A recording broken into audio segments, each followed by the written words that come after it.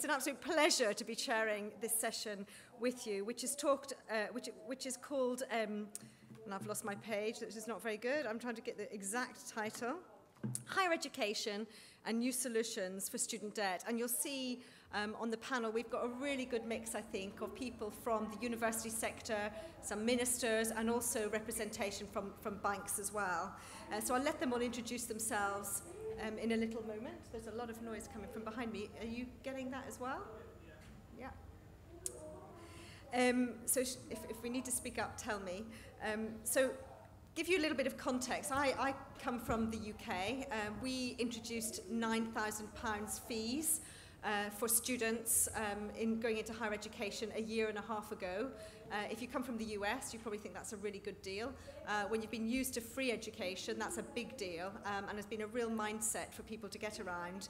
It means that students are coming out of UK universities with between sort of £40,000 and £50,000 worth of debt and going into work. And the government has taken a view that there's a social value in higher education, and therefore is comfortable in recognising that not all of that debt will be paid back, but there's some big challenges in just how much it will be paid back. You don't pay it until you're earning about £26,000, and you stop paying it back after 30 years if you have not yet paid it back. So we're still waiting. We're a year and a half before those first set of graduates leave university and go into the world of work. Will they get jobs? Will they see the economic value of having this debt when they enter the world of work? And will they get a return on their investment? And whose investment is it anyway? Is it the individuals? Is it societies? Is it industries? So those are some of the questions that I would like to ask, not just from a UK perspective, but I think if you look right across the globe, the cost of student finance, the value of student debt is increasing. The US is another really very good example. And in some of the developing countries like the Emirates, like India and the Far East, there are huge ambitions to increase the number of university and further education places over the next 10 years. You know, does World PLC have enough money to satisfy the demand for higher education? Can it continue to be delivered in the same way as it always has done? Or do we really need to rethink not just how we fund higher education, but also what higher education needs to look like? So I'm going to just pass over to my distinguished panel. I'm going to ask them to introduce themselves very, very briefly, and then I'm going to ask them to say a few words from their perspective about what this subject means to me. And I probably should have said I'm Julie Mercer. I'm a partner at Deloitte in the UK, and I head up our education practice. So all of the work that I do is working with government, with agencies, and with education providers from early years to higher education in the UK and internationally. And that's the perspective I'll be coming from. Thank you very much. So shall we start at the far end? Esther, would you like to say a little bit about who you are and your perspective on student debt? Yes. Hello, my name is Esther McFarlane. I'm from South Africa. I have been teaching at a school in Cape Town called Claremont High School, and we're specifically aimed at giving kids from disadvantaged backgrounds access to tertiary education. I'm also doing my master's in education policy and planning, and I'm representing the Global Education First Initiative's youth advocacy group on this panel. For the discussion, I'd really like to bring in the perspective of the student. I think when we speak about the broader economic influences, it's easy to lose sight of the individuals that we're really talking about. And for me personally, the issue of student debt isn't just the lag on the economy. It really plays out in the normal lives of young people like myself, and it influences the way we can craft futures for ourselves and envision the future for ourselves. We hear all the more students having a master's degree, but having to move back to their family homes, not being able to take out mortgages, buying cars, even getting married and starting a family. And then you also get the story of the kids that I teach in my school who come from really poor backgrounds, and these kids usually study on a student loan when they go to university, but their families have gone to really gone through extensive sacrifices to get their kids at the point where they can study at university. And when they actually get a degree and they start working, they usually have to take care of an extensive family, and it's not and something like a student loan and extra monthly contribution to that has a big influence on the salary and what they have to do with that for their families. So in this discussion, there's three things that I'd like to highlight. I think the one is I do think that we can keep education departments more and governments more accountable for student funding, especially when it comes to corruption and fruitless expenditure. I think those two issues really cut away some of the funding that's available for education. Then secondly, I think we're talking a lot about cost shifting and who's responsible for paying fees. But I'd like to hear a bit more about what are we thinking about cutting the costs of tertiary education. I read in the Times, they're saying that the cost of a degree has gone up with about 70% within 10 years. And that amount is escalating. And as a student, that means your student loan is also becoming bigger and bigger. And my friend from the UK said, I know after 30 years or something, they'll cut it off. But he was saying that at the trend it's going now, if he's finished with his master's degree, he'll probably be paying off his student loan for the rest of his life until that time is done. So I think that's a discussion we need to have. How do we cut the cost of tertiary education? And the last thing I think is, if we have students with student loans, how do we support them in dealing with the financial burden that they have when they enter the workforce? And yes, how do we make sure, for instance, that they are successful in their studies, they don't repeat, they don't drop out, because then you have a student who's got a loan and they're not earning a salary. And how do we make sure that students are prepared when they enter university? And I think, that starts a whole nother discussion. That comes from investment in basic education right through school to make sure that when a student comes to tertiary education, they are prepared for what the university is going to expect from them, and they don't have to drop out and sit with a loan they can't pay off. Yes, good afternoon, everybody. My background is as a broadcaster, but this afternoon the hat that I'm wearing is that I'm High Steward of Cambridge University, which is a slightly exotic title for, in effect, being Deputy Chancellor of the university. And just a word about that, because it illustrates something of the nature of this subject. When I was elected for life as High Steward, the Chancellor of the university was the Duke of Edinburgh. And I told him, and he said, that's very fine, but he said, have you checked up on how many of your predecessors were executed? And I said, no, and he said, well, I think you should. And I did, and 6 were, starting with Sir Thomas More. And that wasn't surprising, they were on the wrong side of the religious divide at a particular moment. When I saw him again, he said, don't worry, as far as I know, the practice has been discontinued. But the truth is, higher education remains quite a hazardous area for debate.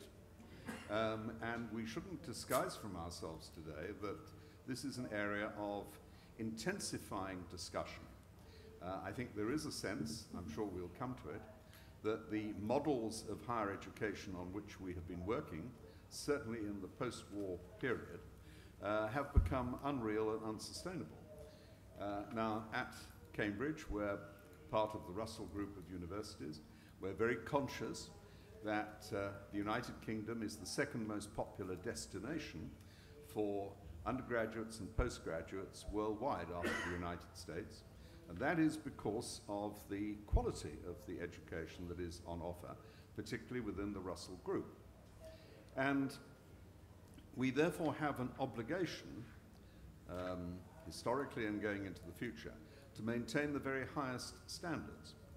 But we also have a commitment that if a young person qualifies, certainly at Cambridge, to study at Cambridge, that everything that we can, we will do to ensure that their socioeconomic background, if they come from a poorer home, does not prevent that happening. But nevertheless, of course, the total numbers are relatively small, and the main reason, actually, why still such a high proportion of students at Cambridge and also Oxford come from private schools, independent sector, is because of the choice of subjects. And there is a great disparity between the subjects, a lot of them being maths and sciences, that young people from independent schools opt for, and that's where they're most likely to get places, and the other parts of the sector.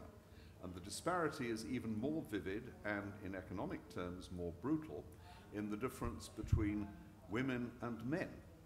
Girls do much better than boys up to GCSE in the UK, but when it comes to their choice of subjects, 80% of girls opt for nursing, or they opt for relatively soft subjects, whereas the STEM subjects, on the whole, it's the men who go for them. And that produces a disparity. And we have a situation absurd in the United Kingdom that only 8% of our engineers in Britain today are women. So I think the subjects that we're discussing can stretch a long way, but I hope that they won't only focus on the economic issues of access. I hope they will also cover really what the model of the future university is, because we're in the middle of an extraordinary communications and technological revolution. 10 years' time, the way that the iPhone and mobile telephony is developing mean, in a sense, that everybody can have a university in their pocket. And I think we need to think very carefully about that. Thank you very much. Shankar. Good afternoon. Thank you. Lord Watson mentioned they had suspended execution of high stewards. These days, that's purely reserved for bankers. As Anthony's here, I was too tactful. So am I. You know. By the way, I'm Shankar from Standard Chartered Bank. If you look at personal computing, airline travel, music, and education, and want to spot the outlier, it is education. Because the rest of them, actually, their prices adjusted for inflation have fallen. Whereas in the case of education, it's going up all the time. And at the same time, the value of a degree is declining. This is a US statistic. Between 2000 and 2012, as you mentioned earlier, the cost of education has gone up by 72% for an undergraduate degree, yes. But the average wage of an undergrad has gone down by 15%. So if you're a businessman, you would say, where is the return on investment? At the same time, people are drowning in debt. We heard the numbers from you from UK. So in US today, student debt is over $1 trillion. It's higher than credit card debt. It's higher than automobile loan debt. It is only second to mortgages as far as personal debt is concerned. You've all heard of the subprime crisis. Wait till this one hits. And it's a tsunami wave which is coming. So I don't think you can really talk about funding until we actually tackle the problem of costs in education. And we need to break this kind of rigid link, perceived or real, between cost and quality. And I think it starts a lot with the university rankings that all the magazines produce. Some of the criteria they use is the amount of research spending that a university has. It's also the teacher-student ratio. The higher it is, the better. Whereas today with technology, we should be able to break that link between fixed costs and the cost of delivery. Now, countries like China or even Singapore, my home country, have shown that can be done. You don't need to have a spiraling of costs in order to deliver high-quality education. China, by 2020, will have 3 out of every 10 graduates between the age of 25 and 34 globally. And Chinese students are not drowning under a deluge of debt. So it can be done. I think the other area I think universities are lagging behind is an adoption of technology. I think Larry Summers speaks about this. If you take just the United States of America, there are probably 5,000 courses on introductory economics 101 being taught. They don't have 5,000 great teachers. Why don't we just take the best 10 teachers, take their program and video feed it and everybody looks at it, and then you have a discussion in the classroom? There are ways of tackling this. Why do you need 4-year undergraduate programs? Why can't you have 3 years? Does everybody need a college degree? Why don't we look at more vocational streaming like Singapore has done? The other point I would make is that education will remain expensive if we don't create a clear pathway from education to employment. And that requires a focus not just on enrollment, but on employment as a key metric. And it is about pathological collaboration between companies and colleges and universities. It needs to happen. Here is a funny statistic I just read. In the US, 94% of chief academic officers thought that their universities prepared their students for life, for a working life. Whereas only 11% of the employers thought that the students that they inherited from these universities actually were fit for working life. So there is a parallel universe there. So I would just stop there by saying that unless we cut costs, create a clear pathway to employment, we are going to drown in this morass of debt. And there are lots of financing solutions available, but first let's tackle costs. Thank you very much. Anthony. Well, before I start, can I just thank you all for coming, because there's almost more of us than there are of you, and if there were any fewer people, we could have done this over coffee, so appreciate you all turning out. I don't want to be repetitive of what my colleagues up here have said, and I certainly don't want any more of you to leave by boring you, so let me just make a couple of really, really important points. I am the chief executive of Barclays. We operate in 60 countries. We employ 140,000 people around the world. So I come at this as a business person more than anything else. And it's very important to understand the following. In the 30 or so years between 1970 and 2008, the global economy grew at about 5.5%. And it grew more than that in the years 2000 to 2008. This year, the global economy will grow at about 3.5%. The 2 percentage point difference between the pre-crisis growth and the post-crisis growth is really important. The resources of the world are just not adequate to deliver everything we would like them to do. And therefore, we live in a world where we have to do more with less. That is true if you're in business. It's true if you're in education, it's true if you're in government, it's true if you're in the military, it's true if you're in the developing world or in the developed world. The key skill for all organizations in the next 30 years will be around effectiveness. And that's a different world to the world we lived in the past 30 years, and that's the world that's created, amongst other things, the tertiary education system that we have today. That's the first point. The second point is that the nature of work has changed fundamentally in the last 30 years, principally through technology. So low and no skilled work is being eliminated in swathes around the world. It used to be offshored to the developing world, now it's just being eliminated. That was true in manufacturing. Those of you who grew up in the UK in the 70s will remember British Leyland, a terrible car company. My father used to buy British Leyland vehicles. They rolled off the production line and fell apart on your driveway after you bought them. We now have one of the most productive car plants in the world in the UK. It's a Nissan plant in Sunderland.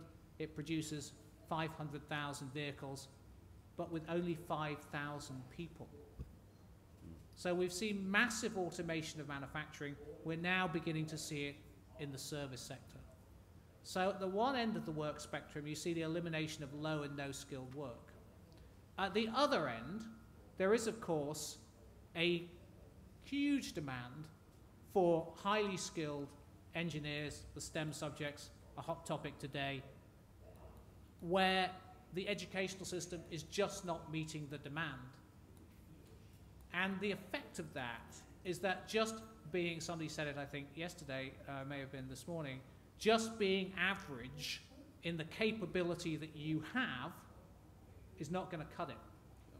And that's why we see youth employment increasing around the world. Youth employment is not solely or even largely a product of the economic crisis of 2008. If you look at the UK, we had 800,000 NEETs, the so-called not in employment educational training, young people in 2004. We have 1 million today. So the crisis exacerbated the problem, but it didn't create it. It's caused by the change in the nature of work. So as my colleagues have said, the tertiary education system needs to adapt to these two fundamental issues. This event is called Global Education and Skills. Education and skills are not the same. They overlap, but they are not the same. When I went to university in the late 70s and early 80s, I was very fortunate. I went to Russell Group University, one of the top universities in the UK, and it was paid for by the state, and I was very fortunate to have that. But the sense of tertiary education in those days was about developing you and rounding you out as a person. And probably 50 to 75% of the experience was around that, and the balance was around making you employable.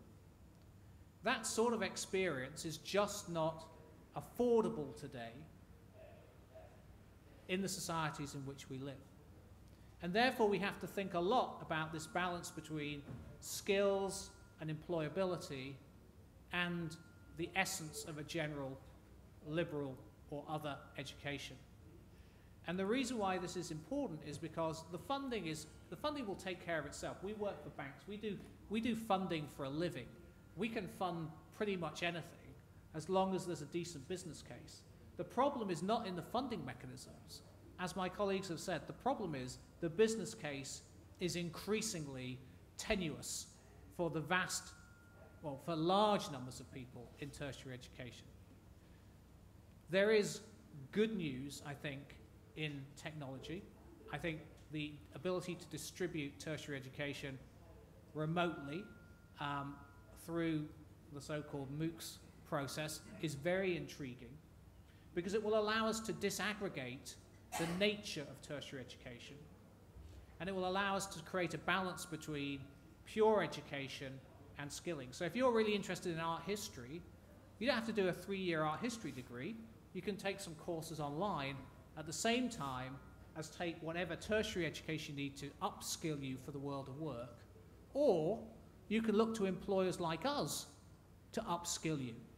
And we are becoming quite adept at taking people from all sorts of backgrounds, from NEETs all the way up to people with high-quality secondary education, and upskilling them and readying them for the world of work over a 1 to 2 year period. And that, of course, is a responsibility of business, but it's also a great opportunity for us because we find when we upskill people, they tend to be more productive and they tend to be loyaler to us as an organization. So this whole question of, to put it broadly, what you do after secondary education is complex, requires sophisticated, thoughtful solutions that have to recognize we're in this world of doing more with less, that recognizes that we've got a structural gap between the capability that's generated by the education system and the needs of business around employability and other sectors. And then when we figure that out, then we can figure out how to fund it. I don't think the funding part is the complexity. Thank you. Montserrat, your views on debt and what you've heard so far, I guess from a government perspective, and what it feels like, I guess, doing it for real. Yeah. Well, my name is Montserrat Gomendio. I'm Secretary of State for Education, Vocational Training and Universities in Spain. And I am a bit more worried about funding than the previous speaker because we are definitely trying to do more with less, given the very harsh economic crisis that we're facing. But what I would like to explain is how tertiary education has evolved in Spain in particular, but in Europe in general, over the last decades, and why I think the model is no longer sustainable, and what I think are some of the solutions to this problem. In Spain and in Europe in general, particularly in continental Europe, there's this very strong feeling that education is a right for all and that it should be free, In Spain, compulsory education ends at the age of 16, and still most people feel very strongly that they want their kids to go to university and that they want university free, so that we make sure that everybody can attend university irrespective of the family socioeconomic background. This has led to, for example, in Spain, having 200,000 students at university in 1975. 1975, it's an important year for us because it's when we start the transition to democracy, to over 1.5 million students today. The number of universities has grown exponentially. Perhaps more importantly, the number of degrees has grown exponentially, and they have become more and more specific and more narrow in what they teach. And I think this might be part of the problem, why we have such a huge mismatch between what people learn at the university and what skills businesses demand. So if we look at, as I started, I am a bit worried about the funding because we don't have much funding for our universities. And if we look at the big picture and we think of where the funding comes from, because people keep talking about free education, but education is very expensive, so it has to be paid somehow. So you can do several things. If you look at Europe, there are several models. You can look at the northern European countries, and what they have is very high taxes, and with this they can pay free education for most of the population, which is in most countries much smaller than the Spanish one. In other countries, like in Germany, for example, or many other countries in Europe, I think here we are a bit of a unique system. A very high proportion of students choose vocational training, which tends to have much higher levels of employability. In Spain, we have a very serious problem here. We only have about 30% of students choosing vocational training and 70% of students going on to university. So we need to make vocational training more attractive. It's seen as a second-rate track, when in fact, today already, it has much higher levels of employability. And the other thing we can do is raise fees, like it has happened in the UK, and it hasn't had the negative impact that a lot of people predicted, because student numbers haven't gone down, but the UK has developed the system of bursaries and loans are contingent, as you explained, on students really benefiting from the studies, that is, getting a well-paid job, and only if you get a job where you get, I think it's above £21,000 a year, then you start paying it back under very good conditions. The problem in Spain is we have increased the fees slightly, and there has been a huge political uproar because increasing fees in the middle of a crisis is very difficult for families to understand. And we can't develop loans with 57% youth unemployment. Most of the students will not be able to give the loans back. So we are really stuck with any of these possibilities. Now, in vocational training, which is also part of tertiary education, we are getting more students into it, and we have the private sector getting involved as long as they have a say in what students learn. So it's not just students doing practical work at the business, but the business talking to the educational sector and deciding what skills are important for students so that they can then have better chances of getting a job. This is working really well for vocational training, and I think something of this kind might work for universities too, because what we see in our universities is that the private sector is not really interested in investing in a university system that basically teaches students things and skills that are of no interest to the business, but the businesses are putting a lot of money into internships, into more and more time that students are spending in the businesses. And these are not even loans, these are like scholarships that students don't need to give back. And this is leading to a situation where, as somebody mentioned, the value of a university degree is going down. It used to be the case when a small number of people went to university that having a university degree was a guarantee of getting a good job. Now that's no longer the case. You need to go to a good university, you need to get good grades, and even if you have those, only if you have a lot of work experience in a business, you are likely to get a job. So it's becoming a difficult equation for students. It's becoming a difficult issue for everybody to tackle, but I think the solution has to do with the private sector, the business, and the educational sector and the government working together closer, not only looking at the funding side of things, but looking at the way in which universities and vocational training can give students the training that they need in order to increase the chances of getting a job. Thanks. Thank you very much. I think a couple of things came to mind as you were all speaking, and some of the bit of conversation that we had before the start of the session, which I'll share with you now. I mean, if you look at higher education across the globe, depending where you are, it has hundreds of years of history in some countries. So Cambridge was 800 years old a year or so ago, and so, you know, and in many ways we haven't changed our mindset in terms of what is a university from those early days. Yes, there are things that are a little bit different, but the main thing is that more people have access to higher education. We've also, I think, sort of touched on the really interesting point around, you know, higher education, the university sector, the skills sector. It's not one amorphous mass. It's very different. There are different types of universities, different types of technical colleges, but I'm not sure whether we've really made the transition mentally to understand what that means and how that might shape the cost base and the offer and the way in which students enter into higher education and the experience that they gain. So I'd be quite interested in the panel's views on just the challenges, maybe, from your perspective, and maybe I'll start with you again, Okay. if that's okay. The challenges of actually standing up and acknowledging that all higher education is not the same, that the opportunity is not the same, and how you help young people to make smarter choices about the paths that they take. Well, I think first of all, and this may sound very, very simple, but it's something that very few countries do, you have to give students very early on information on levels of employability.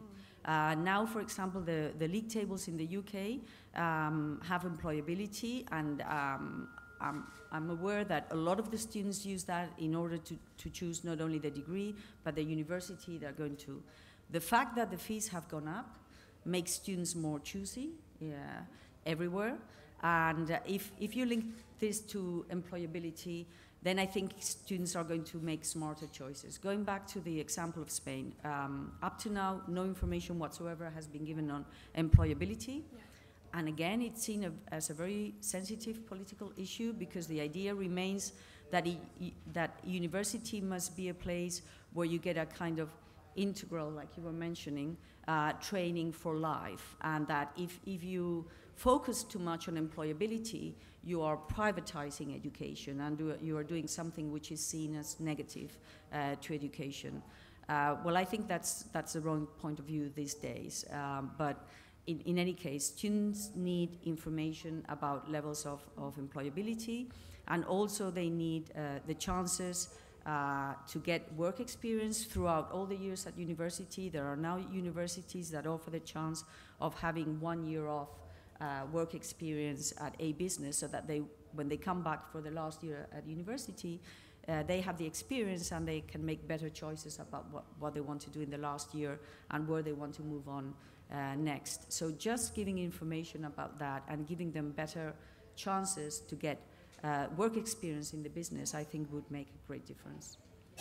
Any other comments? Yeah, I just wanted to add what you're saying. I really think it's an important sector of further education that we need to develop is vocational training. And personally, I've experienced it's very difficult to convince students that it's a good option to take. It's usually seen as the, you know, sort of the second-hand option to take, whereas we're seeing that there's a demand for these skills, but students are preferring to rather go to university. So I definitely agree with you on that fact. It's an important thing that we have to, and students have to be informed about this so that they can also go in that route.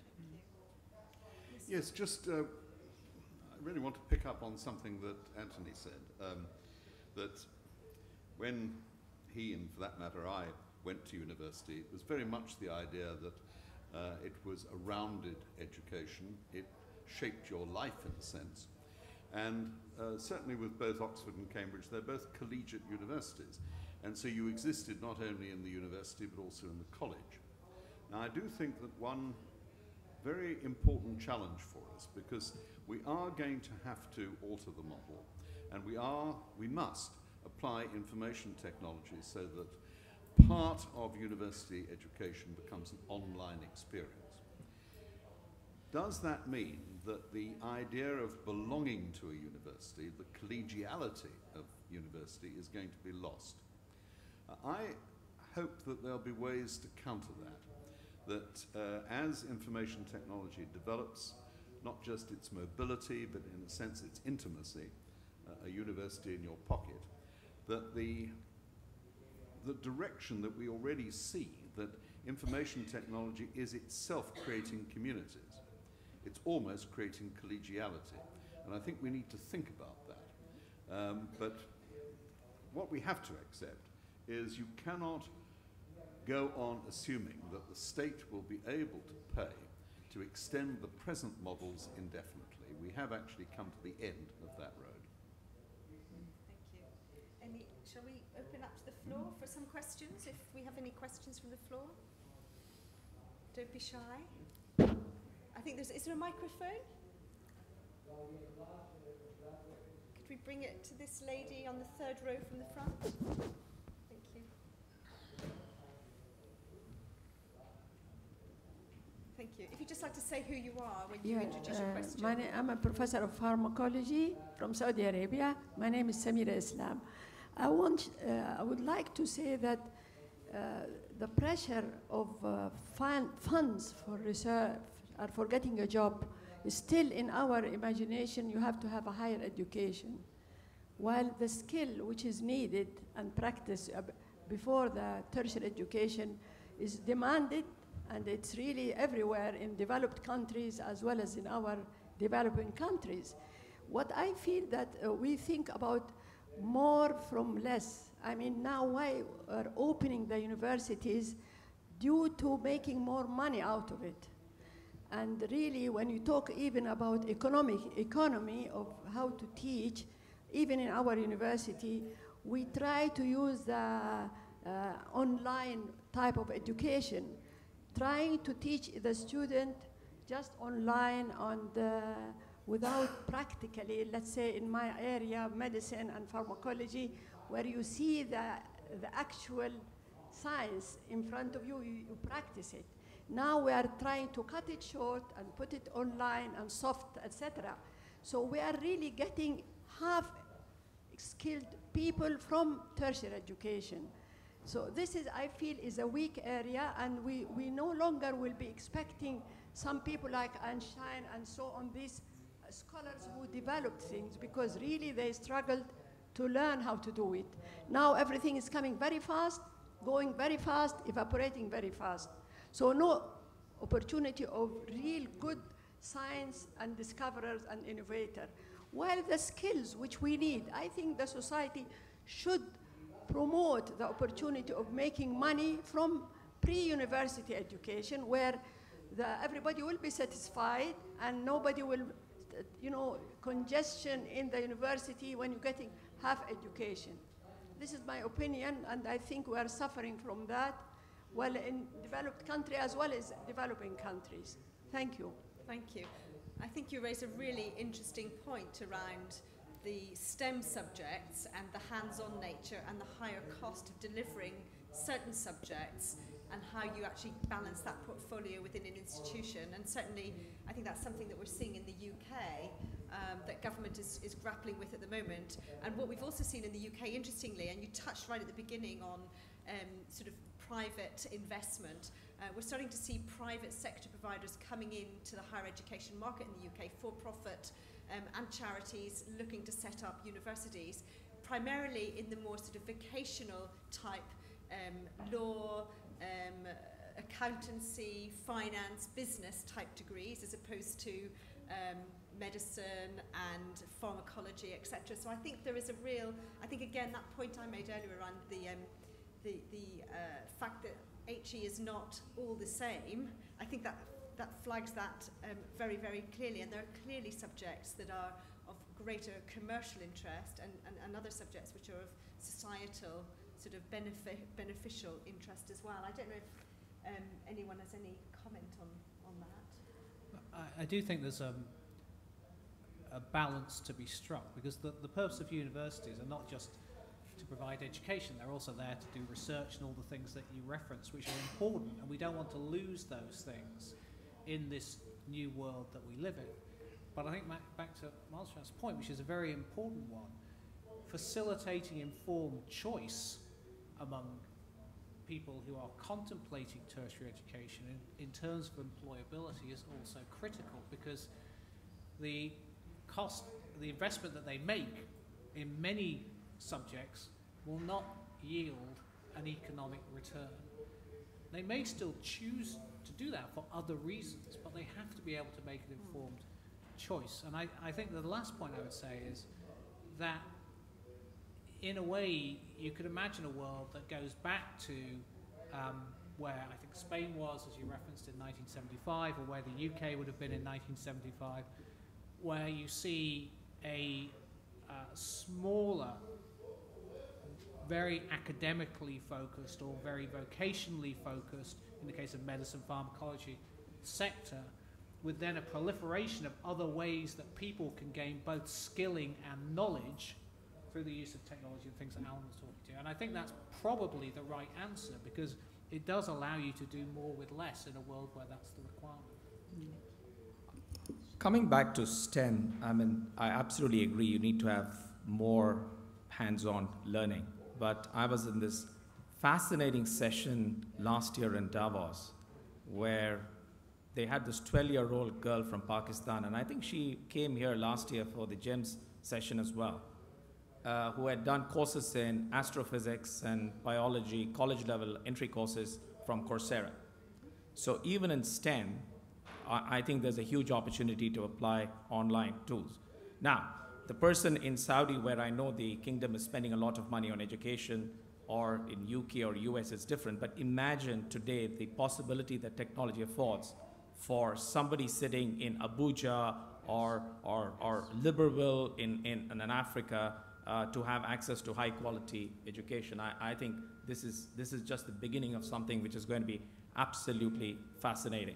On the point on employability and more importantly, giving people informed choices, let me just illuminate with two examples, anecdotes. One was a good friend of mine in Nigeria, who's a big industrialist, told me the story of how he had advertised for 10 truck drivers for a cement plant. There were 10,000 applications. That's not surprising, but 2,000 of them are graduates. I mean, has there been a societal waste in creating graduates who are then only getting a job as truck drivers? On the other hand, I was the other day here in Dubai, ran into a guy at the golf club. He was playing golf. He turned out to be somebody who worked on an oil rig somewhere in the North Sea. He was making, in my mind, good amount of money, $140,000 a year, working 6 months a year, getting 6 months off. And he had 2 years of education after high school. All he had to do was do some specialist course in Norway, which was teaching all about welding. So I'm not suggesting that A is right or B is right, but to the extent that we can have informed choices, we will all be better. Can I mention? Yeah, just to make a further point about vocational training and my experience in Spain, I visited many vocational training centers, and to my surprise, found quite a fair proportion of students who had already got a university degree. We're now around 10% of students who go into tertiary vocational training education after getting a degree at university. And when I asked them, why did you go to university first? Most of them answer, because my family wouldn't let me do vocational training because it's seen as such a second-rate track, even though I knew that's what I wanted. So, some of them studied engineering. It's not like they chose some easy degree to then move on to vocational training. They studied really difficult degrees and then did vocational training, which is what they wanted to start with. And others have this sort of idealistic idea of what university should be, which is, you know, at university I study what I like. And then I go on to vocational training to get the skills that I need to get unemployment. And that is a bit difficult to cope with for a country going through an economic crisis, because it's a 4-year degree at university, plus 3 years vocational training, 7 years free education, so that they then get a job at the end of it. It's really unaffordable. So we really need to change the mentality then. And just to make another further point about the use of vocational training, in Spain, for many decades, we've had very high rates of early school leaving. This is students that don't go on studying after compulsory education at the age of 16. Most of them don't even get the degree of secondary education. So they have very, very low skills. And this is used to be because they went on to the building sector, where they found well-paid jobs that didn't need any formal education. Now with the economic crisis, those jobs are no longer there. These people that are no longer young, they're around their 30s, are unemployed, and they find it really difficult to think of going back to a classroom with 15 or 16 years old. And the dual vocational training is a fantastic solution for them, because they don't need to go back to the classroom. They just go to the business to do practical work. They feel useful. They get paid, as you were saying before. Some of them have families, some of them have mortgages. They're at a point where they need to get something, some financial support while they study. And this has proven to be a wonderful solution for all these generations that left school even before the end of secondary education.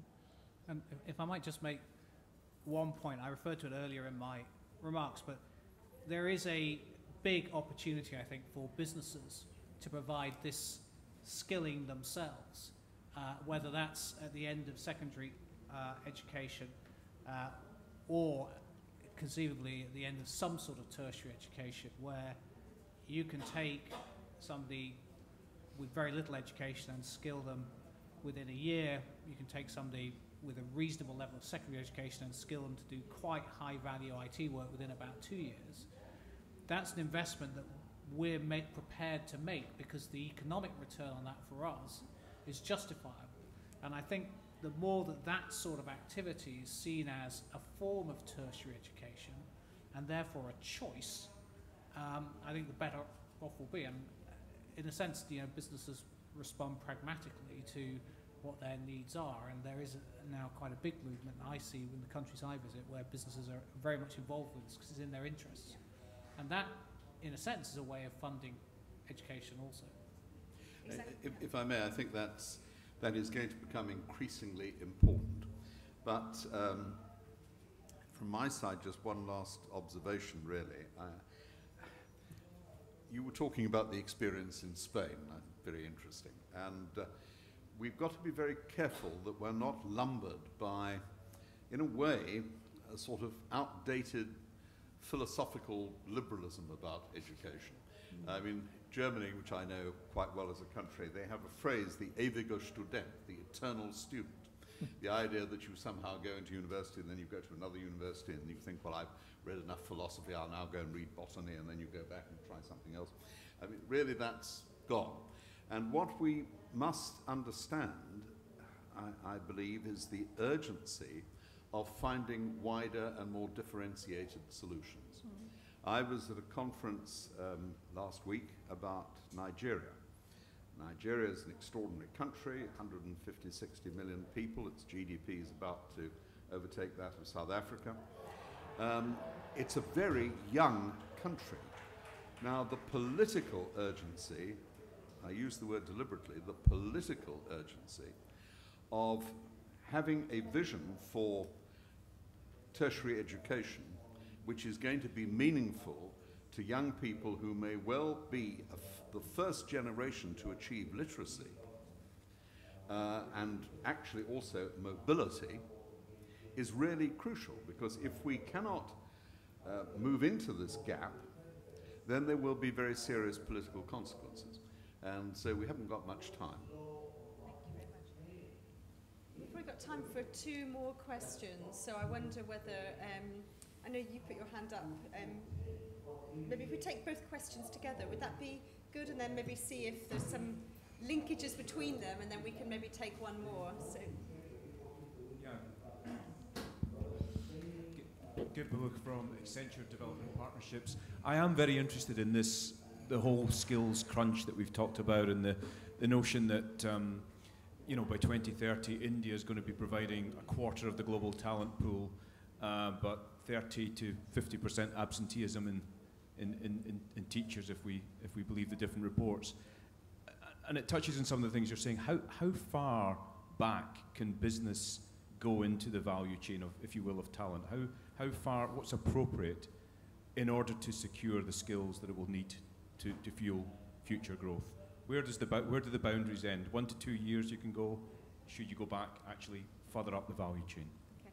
Can we take your question as well? I was just curious about the balance of, you talk about businesses skilling instead of the universities, but that's sort of the university's business, right? Which takes away students from them and hurts them economically. And how do you make that a realistic proposition with the university if it's going to cost them dollars down the road? So I think there's some synergy between those questions, actually. It's almost the flip side of your question. Shall we go to business in the first instance to see what your thoughts are? Let me make a couple of comments. So we became very interested a few years back in the NEET population in the UK. And we started to look at why we weren't employing these young people broadly between the ages of 16 and 25 who weren't currently in education, employment or training.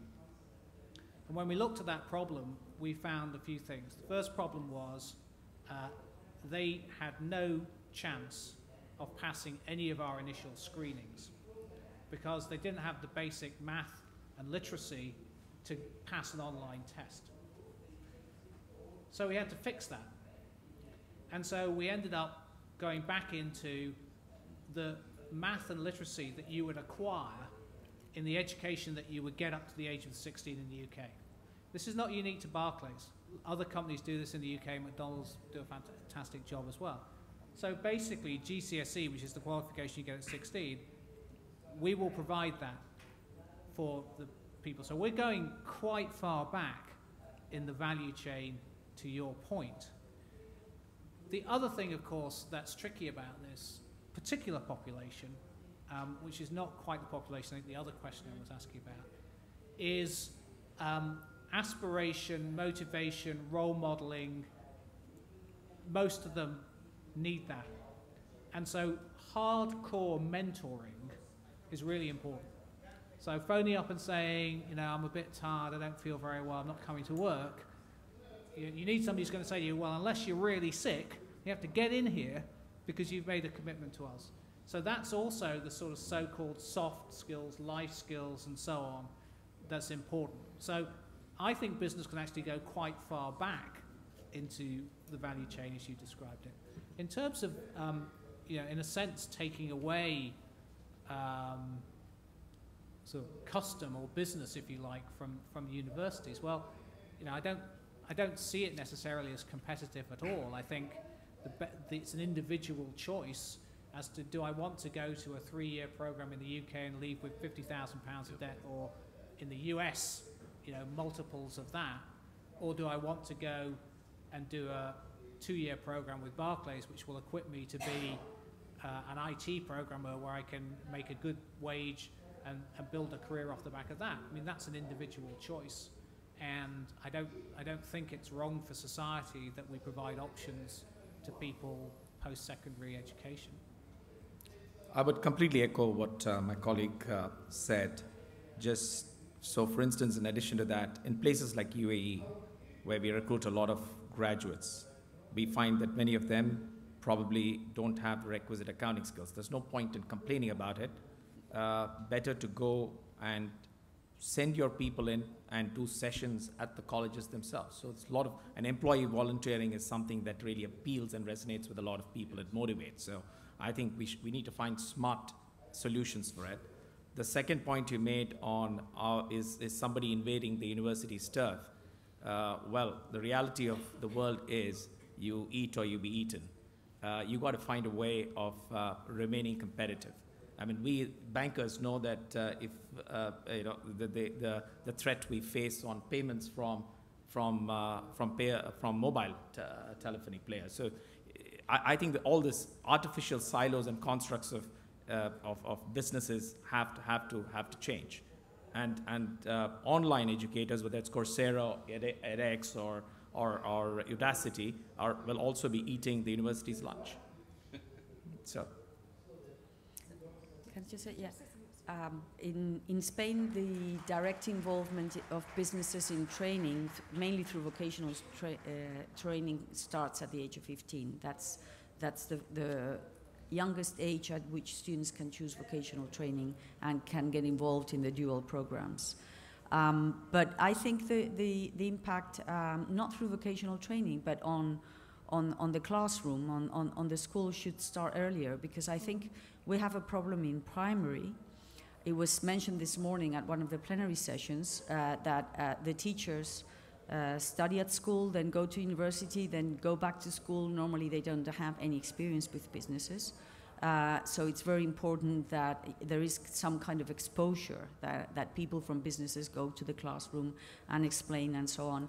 And I think there's a bit of this problem too with STEM subjects, which were mentioned before. At least in Spain, primary teachers teach everything, and most of them, when they have the choice at the age of 16 between sciences or arts and humanities, choose arts and humanities. And then when they go into university, they don't study STEM subjects at all. This means that a primary teacher, the last time that person has studied any STEM subject was when he or she was age 16. So if you start with a deficiency of that kind at primary school, it's no surprise that you know you carry on this problem throughout the whole of the education system. So we need to make sure that teachers have enough training with STEM and enough training with businesses, so that this can start from scratch, basically. I'm just mindful, I was going to just go round each of us to say just one more thing that we would like to leave with everybody before they leave the room. We're just about to run out of time. So I don't know if you were going to come in there, Esther. Do you want to just kick off by just either saying what you were going to say, or the one point that you'd want people to take away from the conversation today? Yeah, I mean, I'm obviously coming from the perspective as a teacher in a classroom, and I'm very excited about the conversation of also going into the lower levels of schooling and investing there, because we know in the end the people really getting to tertiary education is a selected few, and we've got a big problem at the lower levels of education. So I'd be very excited to see the business community getting more involved even in the lower levels of education, also when it comes to funding.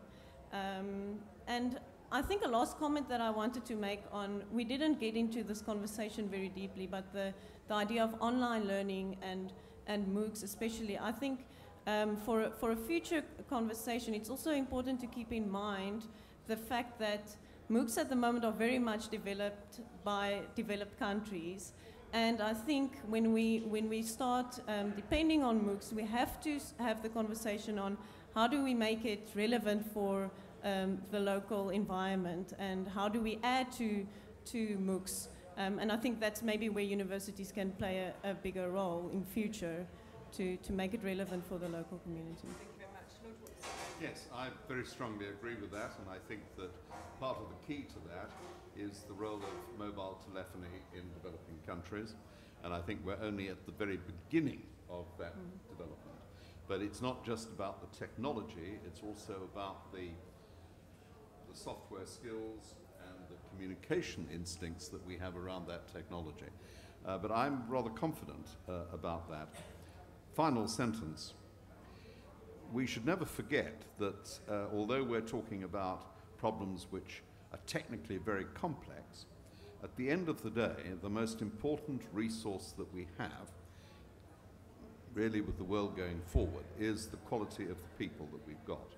And so this isn't something which we can stand back from and say, well, let's just see how it all falls out.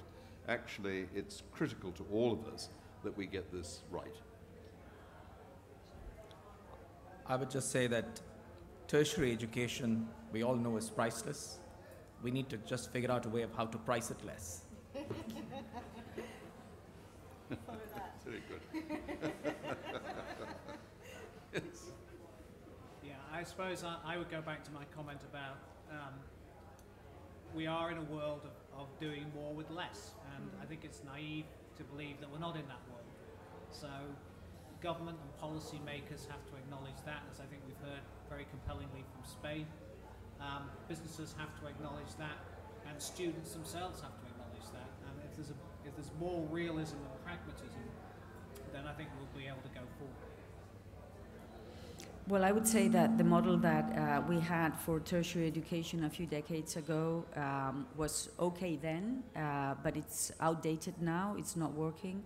So we need a radical change, and we need to get everybody involved so that that change is successful. Thank you very much. I think what's been really interesting for me is we tried to talk about how to fund higher education, and actually we ended up talking about what it should cost and what the business model and the business case should be. And I think what's been really interesting is, again, I think the themes of this, the last day, and probably will continue tomorrow, around partnership, the role of government, the role of education, the role of business, have been absolutely critical to the conversation that we've had. And I do think that we are at a point where we do have to rethink what higher education and skills education is there for, and how we can deliver it in partnership at a lower cost and at a higher quality. Thank you very, very much, and enjoy the rest of your evening.